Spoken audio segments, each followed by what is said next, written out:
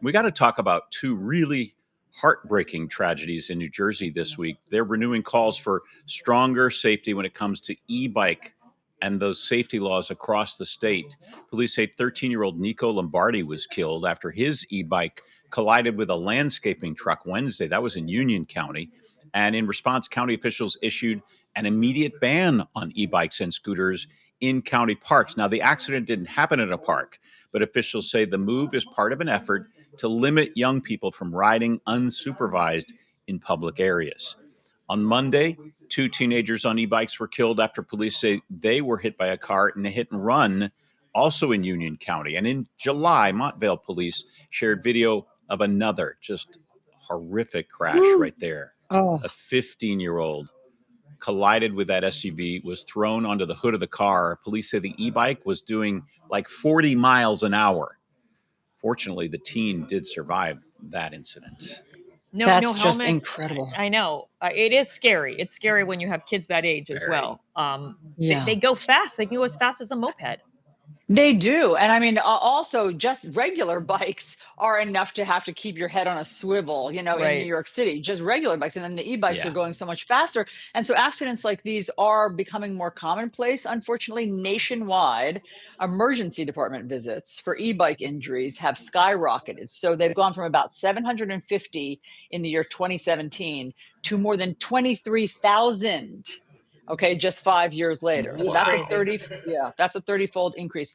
And some of the injuries do require hospital stays. These are fractures, head trauma, internal injuries, limb damage. And the surge is, of course, driving urgent calls for new laws, including age restrictions, speed limits, helmet requirements would be a good start, licensing, and strict enforcement penalties. And we told you about some of those accidents in New Jersey. Well, Assemblywoman Nancy Munoz is drafting new legislation to push for e-bike safety laws. Thanks so much for joining us this morning. Thank you for having me. So, Assemblywoman Munoz, we've been hearing a lot about these accidents. Why are we seeing that huge increase, a 30-fold increase in under 10 years? Well, yeah, those numbers are accurate. That increase is actually from 2019 to 2022. We don't even have current data, and partly because they become very popular, and they become less expensive. And as you were just discussing, they are not toys. They are electric bicycles, and we already have laws about helmets. The helmets are required when you wear a bike. So we find that these kids are not wearing helmets when they're riding the bikes. They're going way too fast. And what the other issue is that they're not adults, and so they haven't taken driver's ed. They haven't taken a test. They don't know the rules of the road. I live in Summit, and I am a pedestrian all the time. They're coming down sidewalks. They're going the wrong way on one-way streets. And you talked about the incidents in the emergency rooms. I was with the pediatric trauma surgeon on Monday who had that young boy from Scotch Plains. This affects healthcare workers, what they have, the impact that they're having to deal with, the families, the communities. I spoke to counselors in Scotch Plains who are devastated by this. What we need is rules for electric bikes that will increase the safety for all people, pedestrians, people who are driving cars, and the kids on the bicycles. We're seeing them as young as 12 and 13 years old. Coming, like I said, going down one-way streets the wrong way, not stopping at stoplights. Yesterday, as I went to park in downtown Summit, the e-bike in front of me went right through the red light. They're putting everybody at risk because they think it's a toy, and it's not. It's extraordinarily dangerous. So we need, as a state, to draft legislation that helps to protect everybody, because this is a problem that's just growing. What about just putting a limit on how fast these e-bikes can go? The manufacturers turning to them and saying, hey, 40 miles an hour, that's too fast for somebody to be going on a bike. We already have laws in regard to that. Class 1 and Class 2 motorized vehicles are only supposed to go up to 20 miles an hour. What's happening is that they're modifying these bicycles. The bikes are inexpensive, and we're finding that they're making modifications to the bikes and is allowing that. So that falls under law enforcement, which is very difficult. Hmm. So we already have that on the books. The thing is, from my legislation says that you have to be 17, you have to have a license, and that the bike has to be registered. We're also finding that there's a lot of hit and runs.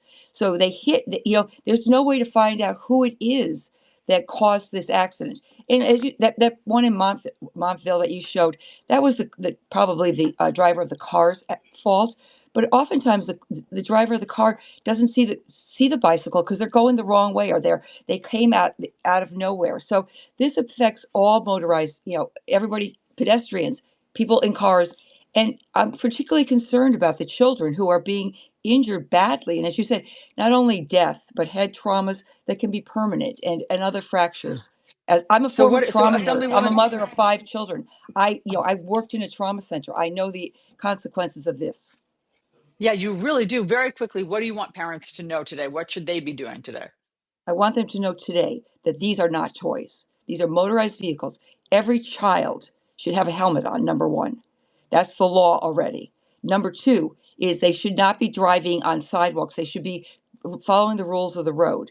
And they should not be going at that rate of speed. This is dangerous. We've seen 3 fatalities this week. This is out of control, and those numbers that you cited at the beginning of your report of close to 4,000 in 2022, that number is simply increasing. No family wants to have to bury their child. Absolutely. Assemblywoman Nancy Munoz, thanks so much for joining us on Connecting America. And you talked to Allison about in New York City now, you just have to train yourself as a pedestrian Oh yeah. before you step off the sidewalk, looking both ways, even though Right. you might be on a Yeah. one-way street, because they do come from the wrong direction sometimes. That's right. And also the delivery drivers. I mean, no offense, but you're in a rush, you're carrying, your delivery, you're trying to get there as quickly as possible. And Yes. you know, you just don't get in their way. I'll tell you that. Yeah. I've had to jump out of Even the way regular many bikes. times. I mean, Yeah. even regular bikes are dangerous. It's gotten more dangerous for pedestrians for sure.